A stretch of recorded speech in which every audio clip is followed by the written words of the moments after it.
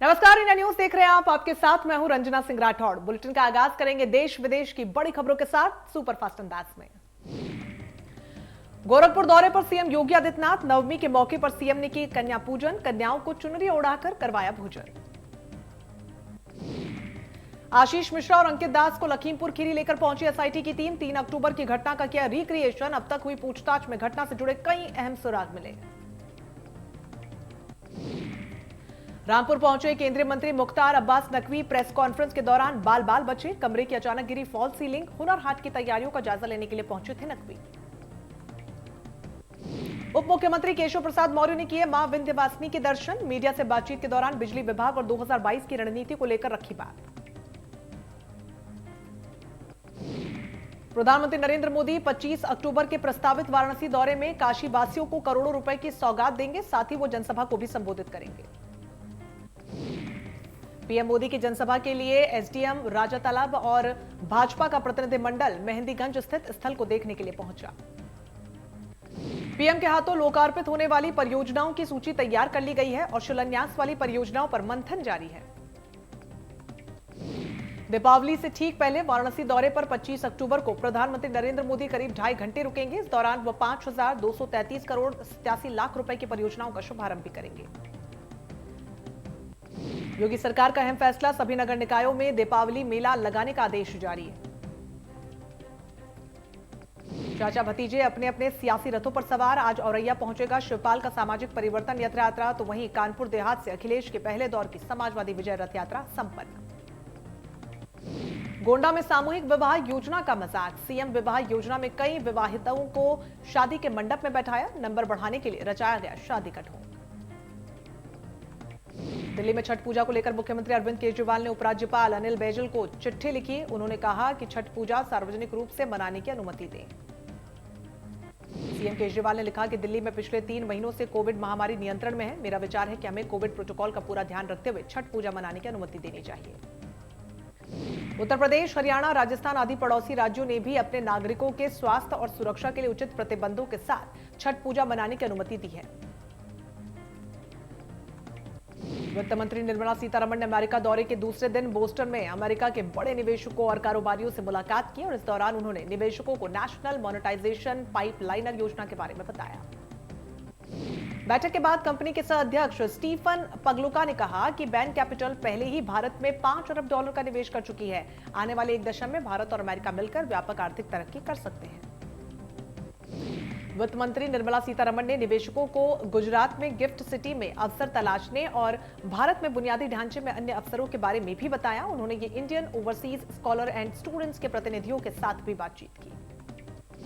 भारतीय किसान यूनियन के राष्ट्रीय प्रवक्ता राकेश टिकैत गुरुवार को अलीगढ़ के टप्पल में निजी कार्यक्रम में भाग लेने पहुंचे। इस दौरान उन्होंने भारतीय किसान यूनियन के मुख्य कार्यकारिणी के सदस्यों से बात भी की और आगे की रणनीति पर चर्चा की। लखीमपुर खीरी की घटना को लेकर राकेश टिकैत ने कहा कि जब तक मंत्री की बर्खास्तगी नहीं होगी तब तक आंदोलन चलता रहेगा।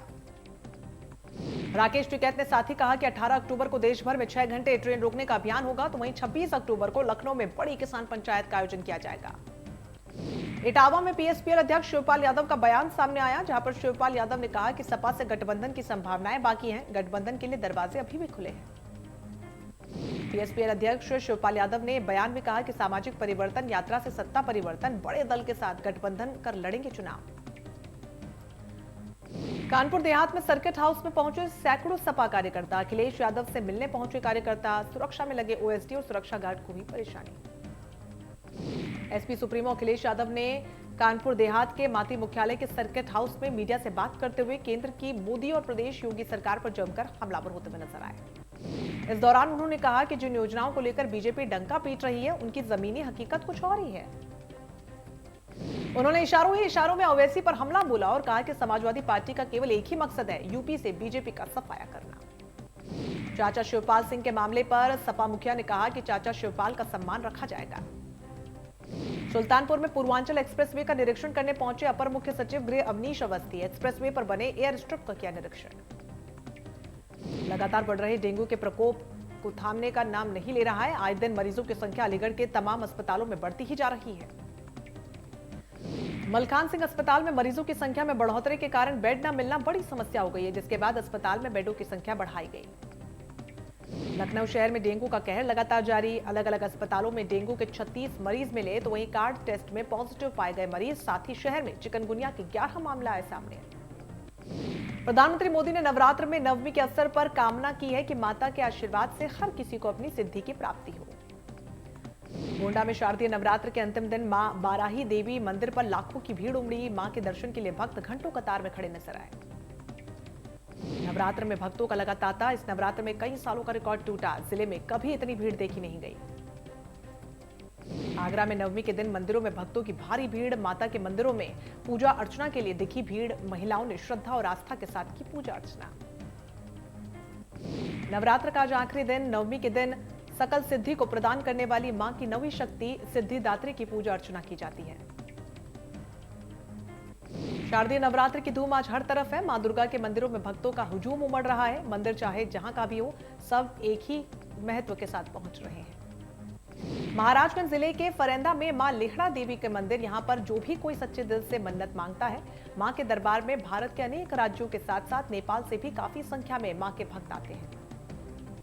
महाराजगंज में दशहरा त्योहार और मूर्ति विसर्जन को शांतिपूर्ण ढंग से कड़ी सुरक्षा संपन्न कराने के उद्देश्य को लेकर एसपी ने जिले भर में भ्रमण कर पुलिस के साथ बैठक कर मूर्ति विसर्जन स्थलों की सुरक्षा और तैयारियों का जायजा लिया। कासगंज में बड़ा हादसा। बच्चे को बचाने के लिए एक ही परिवार के 5 लोग नदी में कूदे। 2 लोगों को बाहर निकाला गया। 3 लोग अभी भी लापता।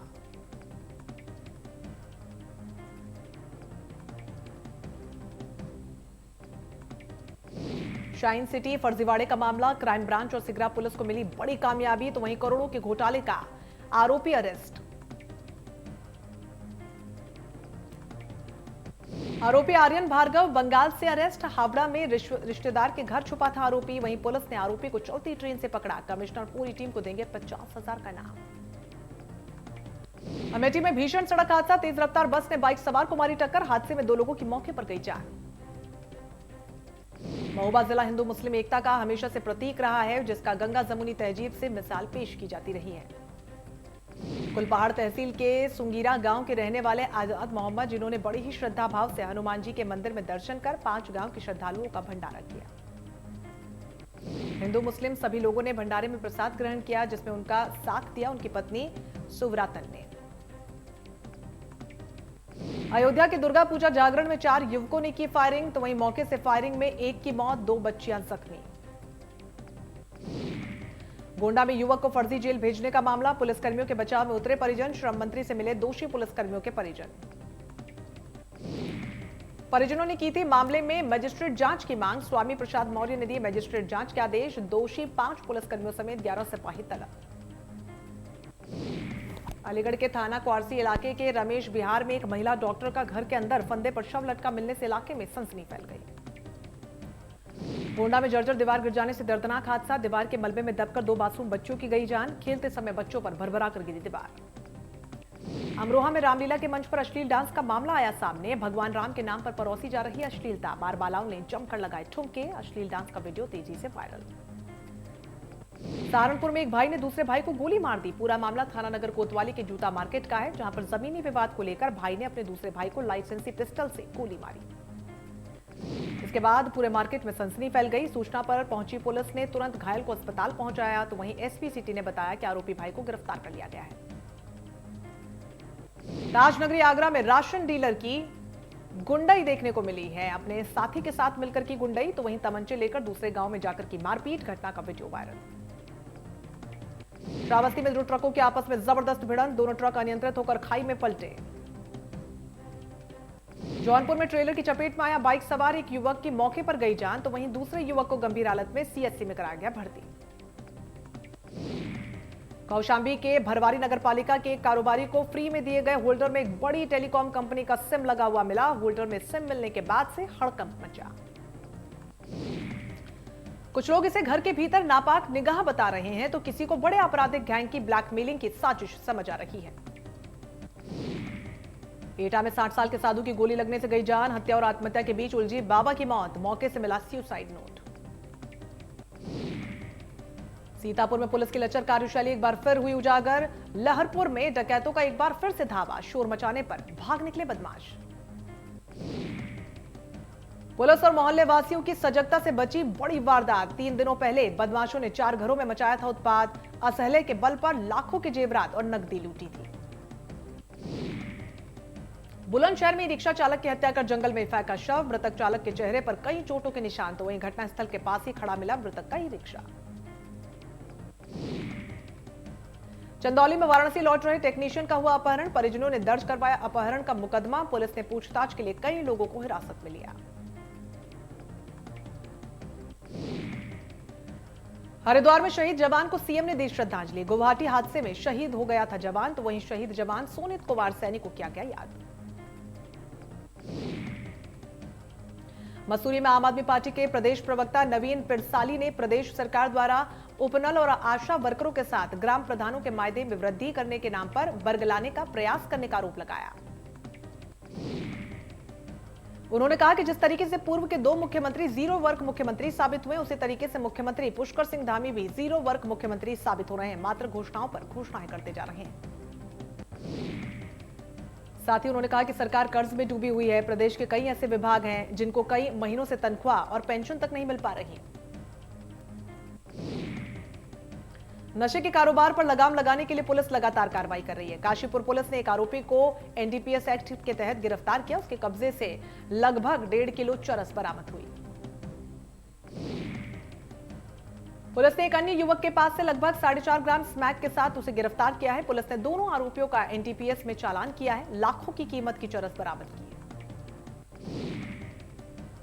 टिहरी के प्रतापनगर इलाके में एक नव विवाहिता ने फांसी लगाकर जान दे दी, तो वही महिला की मौत पर ससुराल वालों पर दहेज हत्या का आरोप। अभी तक कोई गिरफ्तारी न होने की वजह से मायके पक्ष के लोगों में नाराजगी। लोगों ने थाने में पहुंचकर थाना अध्यक्ष महिपाल सिंह रावत को अल्टीमेटम दिया। कहा कि 26 अक्टूबर तक यदि गिरफ्तारी नहीं होती तो वो लोग प्रदर्शन करेंगे। कोरोना से मृतक परिवार वालों को सरकार देगी 50,000 रुपए का मुआवजा। राज्य आपदा निधि से मिलेगी मदद। आवेदन के 30 दिनों के भीतर मुआवजा देने के सीएम ने दिए निर्देश। रामनगर विधानसभा के वन ग्रामों के लोग लंबे समय से मूलभूत सुविधाओं की मांग को लेकर आंदोलन कर रहे हैं। देश की आजादी के बाद भी रामनगर विधानसभा के 24 वन ग्रामों में आज तक बिजली, पानी, स्वास्थ्य, सड़क तक नहीं है। 11 दिन पहले इन लोगों ने सुंदरखाल के रामनगर तहसील तक 14 किलोमीटर पैदल चलकर एसडीएम को ज्ञापन दिया था, लेकिन कोई सुनवाई नहीं हुई। बावजूद उसके ग्रामवासी 10 दिन से लगातार तहसील में धरना दे रहे हैं। अपर भक्तियाना में एक व्यक्ति का शव मिलने से हड़कंप मच गया। शव दिखने के बाद लोगों ने जानकारी पुलिस को दी। सूचना पाकर मौके पर पहुंची पुलिस ने शव को कब्जे में लेकर पोस्टमार्टम के लिए भेजा। देश में पिछले 24 घंटे में कोरोना के 19,000 से ज्यादा मामले आए सामने। 19,000 से ज्यादा लोग रिकवर भी हुए हैं। 249 लोगों की कोरोना के चलते गई जान। महाराष्ट्र में 2,219 नए मामले सामने आए। एक दिन में 49 मरीजों ने तोड़ा दम। दिल्ली में 24 घंटे में 31 केस मिले हैं। 58 मरीज रिकवर हुए हैं, तो वहीं दिल्ली में अभी भी 338 केस एक्टिव।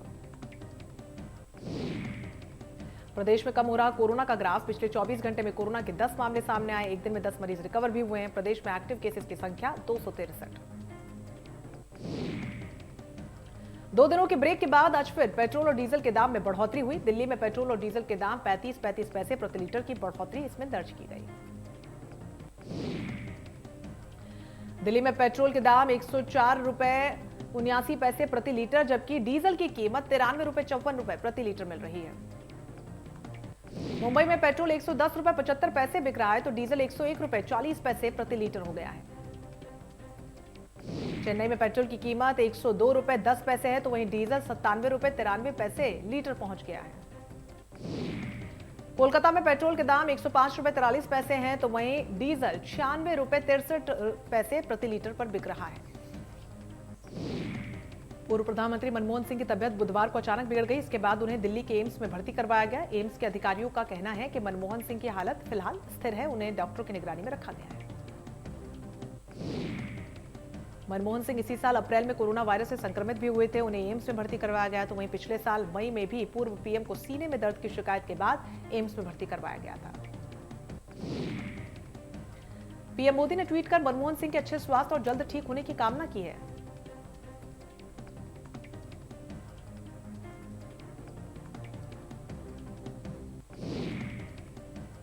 अभिनेता शाहरुख खान के बेटे आर्यन खान को सेशंस कोर्ट से आज भी नहीं मिली राहत। 20 को होगी फिर सुनवाई। रियलिटी शो हुनरबाज देश की शान शो दिसंबर में लॉन्च होगा, जिसके लिए अभिनेत्री करीना कपूर को अप्रोच किया गया है। शो का ट्रेलर लॉन्च हो चुका है, जिसमें दिग्गज अभिनेता मिथुन चक्रवर्ती नजर आ रहे हैं। बिग बॉस 15 में हर दिन ही हाई वोल्टेज ड्रामा और लड़ाई झगड़े देखने को मिल रहा है। शमिता को एक टास्क के दौरान मायशा की चप्पल तोड़नी पड़ी, जिसके बाद वो रो पड़ी। हालांकि बाद में उन्होंने अपनी चप्पल उन्हें गिफ्ट की।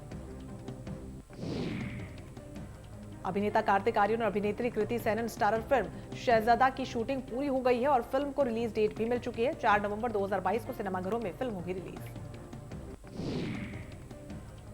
साउथ के पॉपुलर अभिनेता प्रभास इन दिनों अपने कई फिल्मों को लेकर चर्चा में है। इसी बीच प्रभास ने एक नई फिल्म स्पिरिट साइन की है, जिसके लिए उन्होंने 150 करोड़ रुपए की मोटी रकम मांगी है।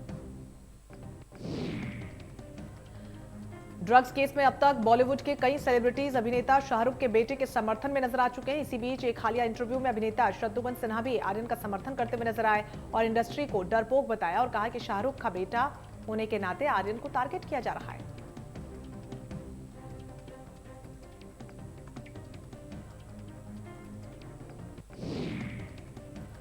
15 अक्टूबर को आईपीएल के फाइनल में केकेआर और सीएसके होंगे आमने सामने, जिसमें दोनों टीमों के बीच कड़ी टक्कर देखने को मिलेगी।